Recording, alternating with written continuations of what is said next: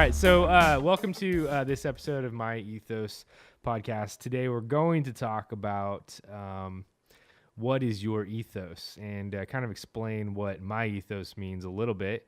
And originally the title was The Moral Implications of Being Human, but that seems a little like meh.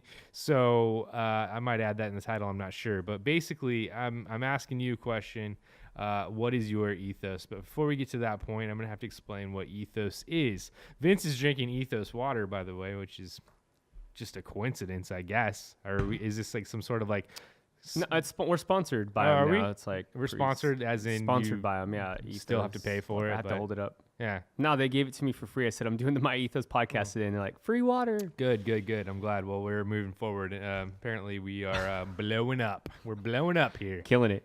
All right. So, ethos is a Greek word, and basically, if you can look it up yourself, of course, but I'll give you a simple definition.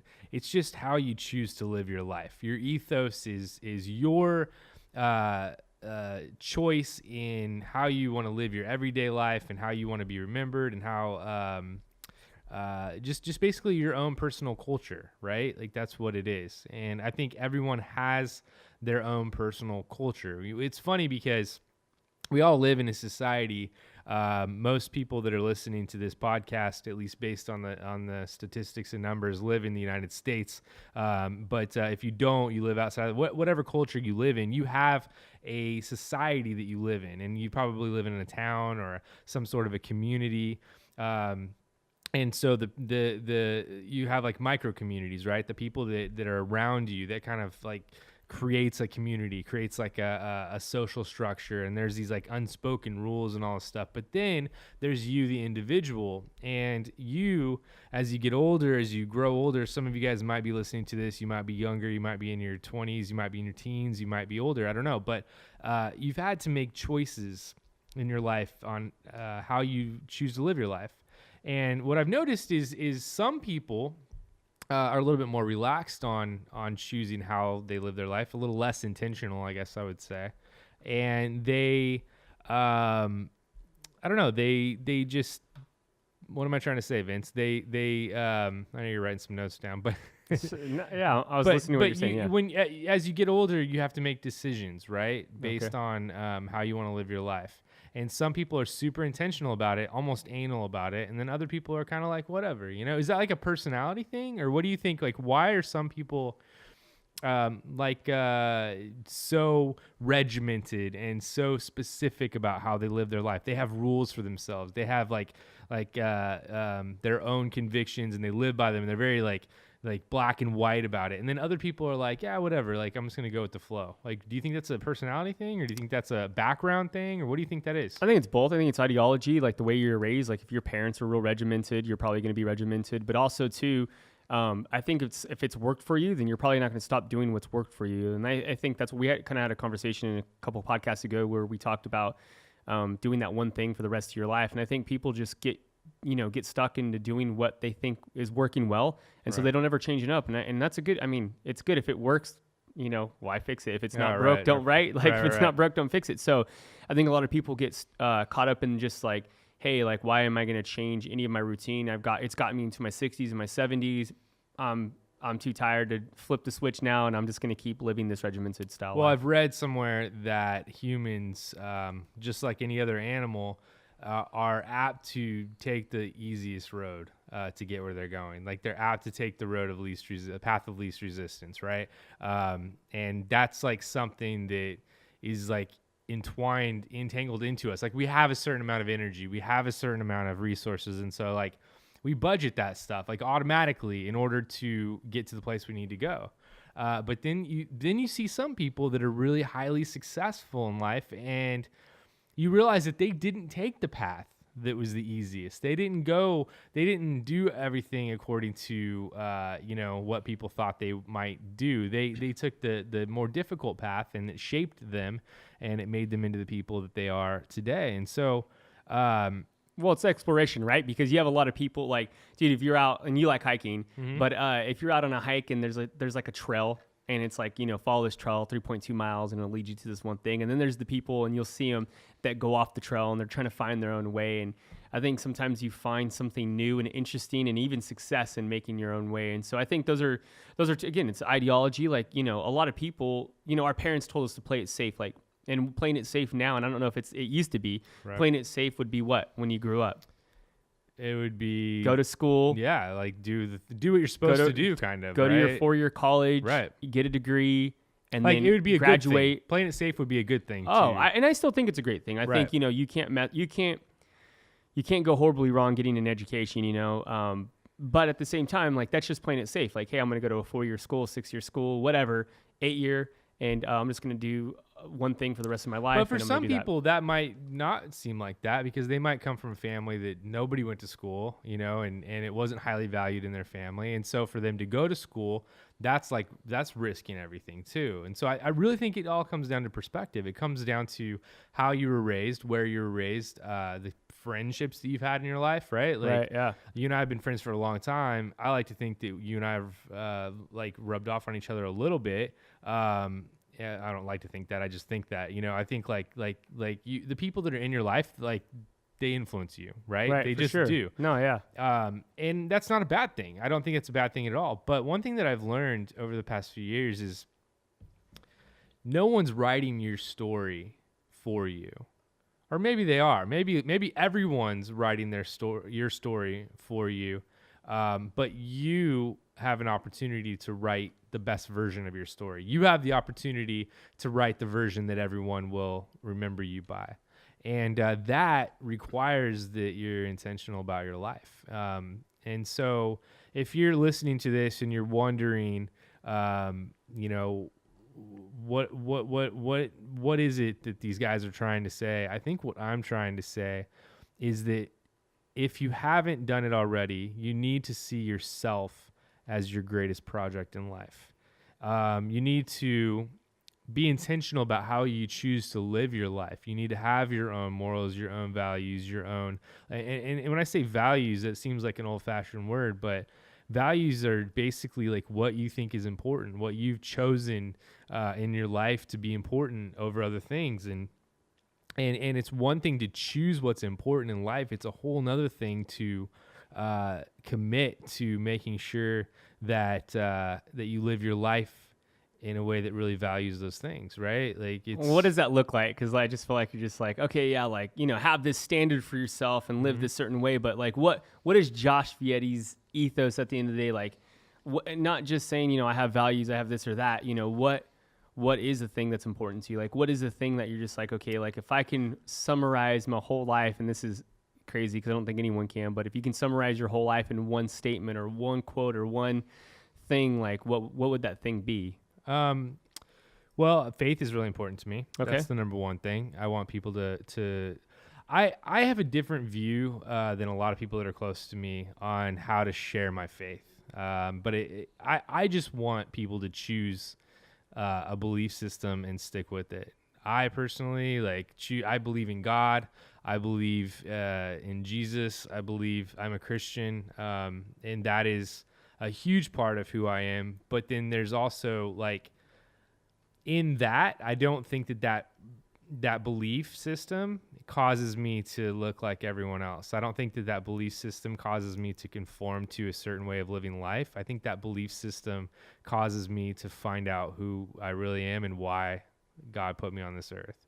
And so for me, I want to spread that message that nobody's an accident, that everyone is here for a specific reason and specific purpose, and those purposes are different for everyone. And so for me, for my personal ethos is I want everyone to know there's hope no matter who you are, and I want you out there to know that God put you on this earth for a specific reason at this specific time, and no one else can be you. No one else can do the job you were put here to do. No one else can impact the world around you like you can, because you're special and you're a person. So that's my thing. That's probably my biggest spiel. So do you think life? I'm sorry, I'm asking you. That's right. This isn't scripted either. But do you think it's like life is more like formulaic? Like, is there a formula so much to life as is like, if you do 1, 2, 3, then there's an equation. Like you're gonna I think get. there are some basic principles in life that do work. Absolutely, there are rules that work. But if you were to tell 10 people, like to use your hiking analogy, they had to get to the top of the mountain, and give them a certain amount of time to do that, they could all take different paths and still get to that mountain. And so I think that, So I get that's a good point, because you can 10 different people will get to the mountain 10 different ways. right. Is it better to always take the easiest way? Because you can say, okay, here's 10 people. Let me go back to the formula question Okay, real that's quick. right. Sorry. Because this is an interesting question to me. Because I have seen in my lifetime, and I'm sure, and this is my circle that I'm speaking of, but I'm sure that this happens in other circles. I've seen people have specific experiences in their lives that like change their life for the better. And I've seen those people assume that other people should have the same experience in their life. And when they assume that, they kind of project their experience onto other people. And I think that that's an offense to an extent. I think that when we have a very specific experience in our lives, life-altering experience, I really believe that is specific to us in our own life. I think that other people can have those experiences and should have those experiences in life, but it's not going to be the exact same. Like if I... something crazy happens to me, whatever it is, like, I find $100 on the street. Let's say I'm walking down the street, right, and I look down and I see $100 bill and I pick it up. It would be wrong and it would be misinformed of me to go tell everybody to go walk on that same street and tell them that they're going to find $100 bill on that street, because that's probably not going to happen, right? It would be better for me to say, hey, there's $100 bills out there. Keep your eyes open. You might find one. You see what I'm saying? No, yeah, it's good, right? And that's I think my perspective is from a person of belief, and we weren't even I don't think, I end up talking about this because it's part of my life. Right. But anyway, point is, in my life, I have seen a lot of people push their ideas and their experiences on other people, and it just doesn't equate with them, so they move on. Rather than saying, hey, like, there's a God who loves you, and he's going to meet you where you are, wherever that's at. Right. And I believe that. And so in order for me to explain that to somebody, it's probably going to happen different for them than it happened for me. You know what I mean? Well, I think that too can go down to like a lot of different areas in life where if a teacher or somebody that you look up to tells you like, hey, if you do it this way, you're going to find success, and not everybody's going to find the success the same exact way. Right. And so with that thought process, I'm really not, I try really hard not to judge other people's paths. Like my big thing is when I see somebody trying, they're like engaged, they're like working towards something, or they're trying to find the truth, or whatever it is that they're whatever their journey is. If I see them actively on a journey and they're seeking, I'm like, that person's good. They're going to be fine. They're going to find what they're looking for. If they're sincerely, truly looking for it, they will find it 100%. I do believe that. But I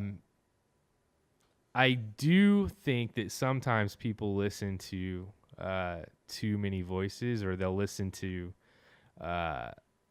someone's version of reality, someone's version of faith, someone's version of business, or whatever it is, so much so that they think they put false hope in it, and they don't realize that they have to have their own journey. They don't realize that they have to be on their own path. They don't realize they have to take their own steps, that they have to climb their own mountain. You see what I'm saying? Right. Yeah. Experiences are everything, right? Like a lot of people, we live in a culture where we want results quickly. Like you and I, we were talking about summer earlier today, and I think we were taking a family vacation together, and we were talking about like we want to be the dudes on the beach that are just like ripped out of our minds, right? Like we weren't really saying that, but we don't want to be as fat as we are. We're in our 30s. We're in our mid 30s. Life is a little more difficult. Dad bod.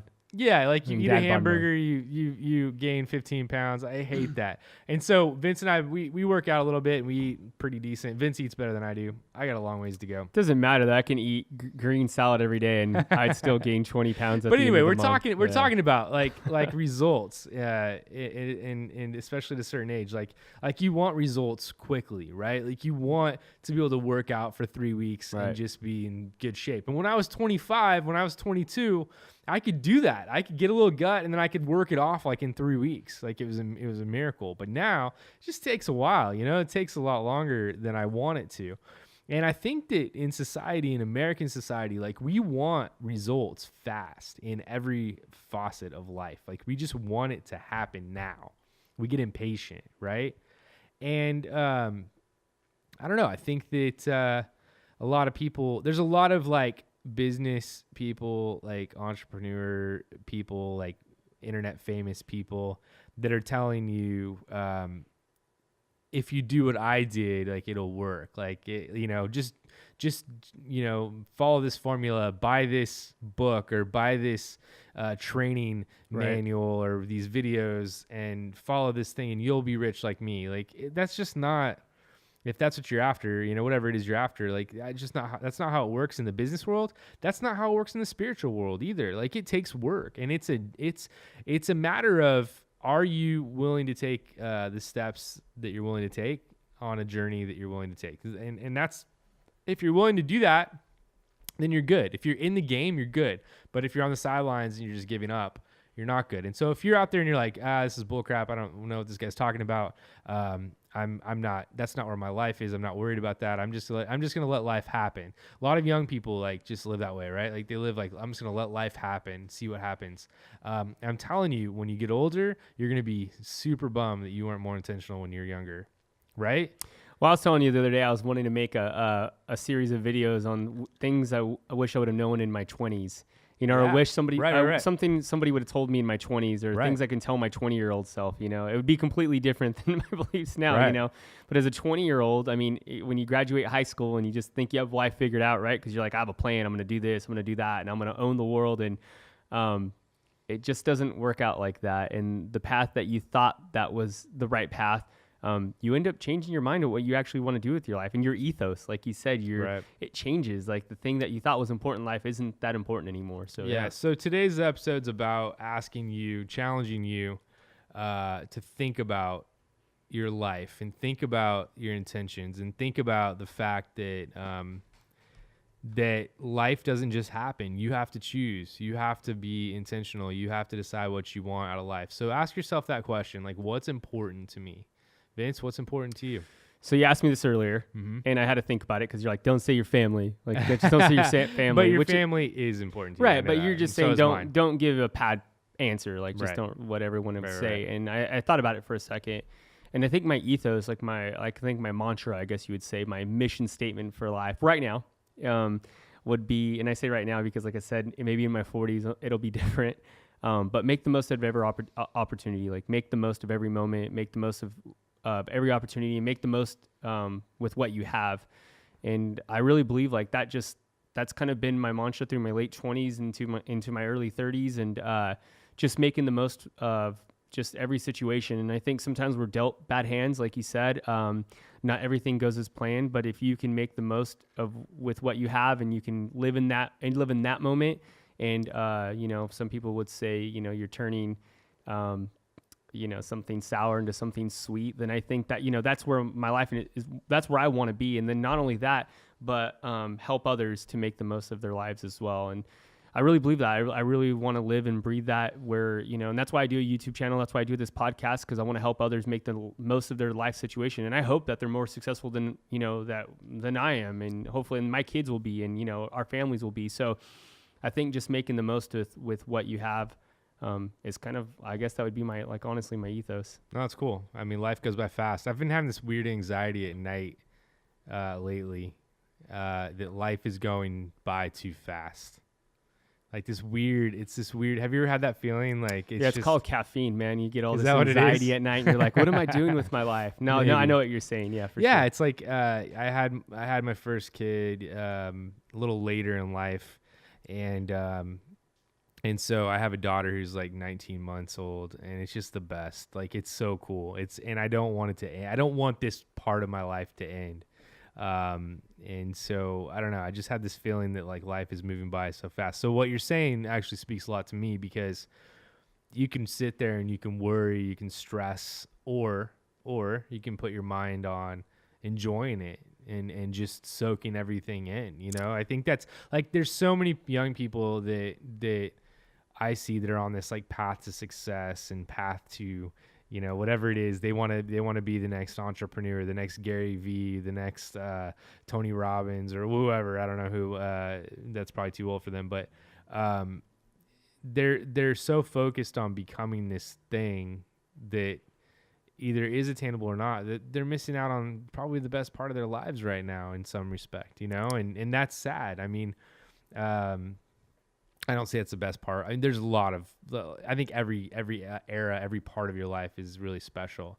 But how many of us focus so much on being successful or being this type of person that we just forget to enjoy the things around us and slow down? And maybe that's what summer's about. Maybe that's a season to reset, right? Like to kick back and just relax and just like realize what you actually have in life, you know?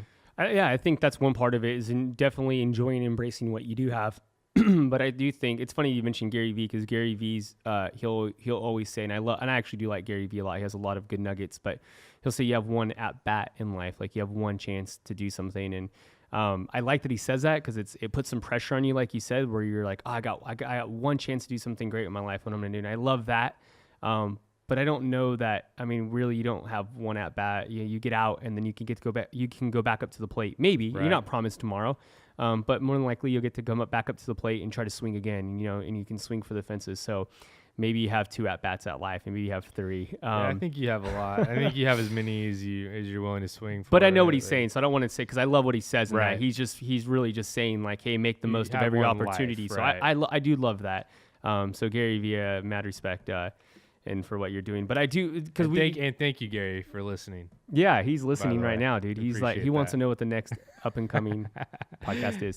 So here, Okay, so no, I wanted to say this because we do come from a faith base, because we both believe in God, and that's a big part of what we do. And I think one of the things, I think there's a lot of stuff in the Bible, and you can take all of that and try to interpret it, manipulate it, and say what it's going to say. And it really comes down to some pretty simple things at the end of the day, probably for most people. Mm-hmm. And like you said, everyone's path's different. So, you know, what one person believes and says is not necessarily the path that God has laid out for you. We see that all throughout the Bible. But the parable of the talent always sticks out to me. And I love that, because it really is talking about what we're talking about. So like kind of your ethos in life, kind of what you're going to do with what you've been given. And I think there's some people that, you know, they're afraid to live life. They're afraid to risk. They're afraid to do anything, so they do nothing. And then there's some people that go and they squander. And then there's some people that actually invest and, you know, make the most of every opportunity. And I think, and not that, you know, being a person of faith but in this life, I think being an opportunist for people is huge, and not just for yourself. I think like you said, American culture and society, we spend a lot of time that we make we're self opportunists versus like making opportunities for others as well. But I think if we can come to a place where we can get, you know, really not just about ourselves, but we can make life about others too, I think that's when we can really live in the moment. And just, you know, I always want to do better for myself. It not just because I want to live an awesome life and drive an awesome car and live in an awesome place. It's because I want to help the people around me. Like I love that I, you know, can bring people in and teach them something and help them, and also like they can better their lives. So I think that's all wrapped up. But I love that parable, because I feel like, you know, in talking about ethos, and I just really wanted to bring this up because that was the point, was that I think those are kind of the 3 places you get in life. Either you're afraid, you squander, or you reinvest your life and you make more of it than you have. And I don't know. That's just one thought. I'm not saying that's the end all to things, but yeah. Yeah, know. no, it's good. That's really interesting. I think the point of doing stuff even like this podcast, and if you're out there and you're wondering if you're going to do some sort of creative outlet thing, I would encourage you to do it because it forces you to think about these things. It forces you to think about what's important, right? What's really important. And so that's kind of the last thing I want to leave with you. So next episode, we're going to do something really interesting. I have this like self audit that I'm going to help you kind of go through to ask yourself questions about yourself. And it sounds really selfish, but it's not, because I believe that if you know who you are and if you know what you have to give to this world, it sets you up to be somebody that can give and can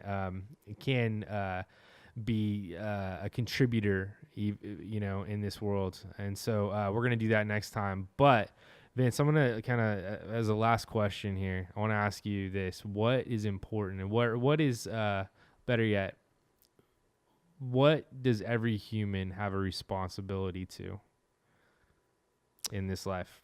Oh man, I mean, again, going back to what I said, I think you have a responsibility to others. I think that's huge. I really believe that. Though? Who's others? That's pretty broad. Oh man, I think it's everyone. I don't think it's broad. I do think we have a responsibility to the people around us and our microcultures. Obviously, if we have the resources, we can affect the rest of the world, and that'd be awesome. Like if I had unlimited resources, I would try to reach out as far as I can. But yeah, I think the people around us and our microcultures and the people around us directly having influence, and not like in the sense of like you reign or domain over them. Would you say that there's certain people in your life that you feel somewhat responsible for in a way? Like outside of your own family, your immediate family, of course you feel responsible for your kids. Of course you feel responsible for your wife.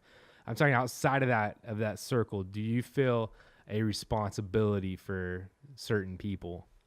Yeah, I mean, I think for people in my own age, age range, I do. I feel like, I want them to, like I said, like in bettering their lives. I think that's huge. And again, I know it sounds real pat, like everybody, but I really like people that I have contact with the daily, like whether I'm getting caught, I try to start up little conversations, and it's not, sometimes these conversations aren't life changing, but they're just enough to say like, hey, that person is actually not rude and, inconsiderate and whatever of their daily lives. But I do feel a responsibility to my own self too. And, not only, to the people around me, but I do feel responsible for my own life. And sometimes we don't want to live in that moment. We don't want to be responsible for our own actions. I think that's why millennials, aka, you said whoever's a millennial, and I don't even like putting a label on people, but I think this younger generation is getting a bad rap because they're not really looking out for themselves as much. Like at least that's what the older generation would say. They're just not, right. They're not taking care of their situation, and they're not being responsible, and they're just not following the same path the other generation did before. So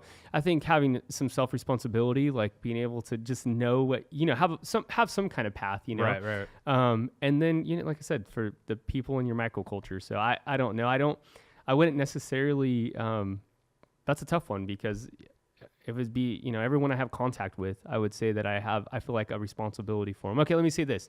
If we're in the ocean and we were surfing, and somebody started to drown, and it wouldn't matter who they were, what they were, I would go and save them. And that's kind of like, I feel like whether I'm in the ocean or not. That has to do with time and place, right? It has to do with where you are and who's where I'm at at. the moment. Yeah, for sure. That makes sense. That's good. I believe that we have a responsibility to our maker also. And I think in that we have a responsibility to be the best version of ourselves that we can be, because I believe that we were created and put on this earth at a specific time, at a specific place, for a specific reason. And I know that can get a little bit.